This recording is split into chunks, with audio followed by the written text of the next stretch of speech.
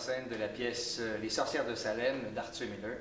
Alors, je suis en compagnie de Pierre Gendron qui va jouer le rôle principal de John Proctor et de Mireille Desglin qui va jouer aussi le rôle principal de sa femme, Elisabeth. J'essaie toujours de faire, c'est trouver une œuvre qui, pour moi, représente l'humain. Vous savez, la comédie humaine, c'est pas pour rien.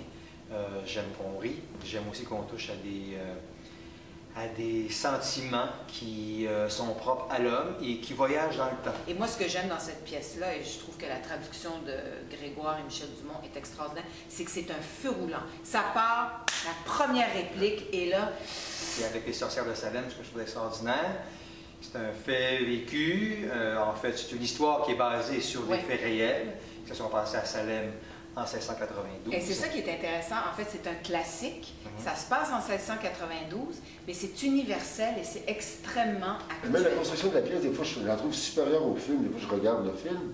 La pièce, on reste dedans, puis les gens rentrent dans la pièce, puis c'est un feu roulant qui est vraiment bien. Moi, ce qui me fascine, c'est avec les réseaux sociaux, avec toute l'information qu'on peut avoir aujourd'hui, on dirait qu'on a de la misère. Il y a tellement d'informations qu'on a de la misère à faire le vrai du faux. Ouais.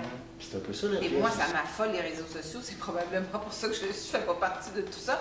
C'est que n'importe qui peut émettre une opinion, n'importe qui peut dénoncer à tort quelqu'un, etc.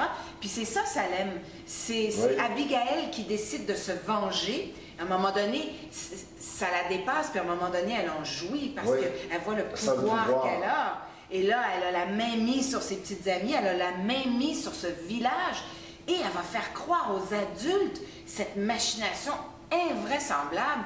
Et ça ressemble beaucoup à ce qu'on voit sur les réseaux sociaux. Autant ça va toucher les ados, parce que c'est quand même une histoire où le centre, c'est une histoire aussi d'adolescents.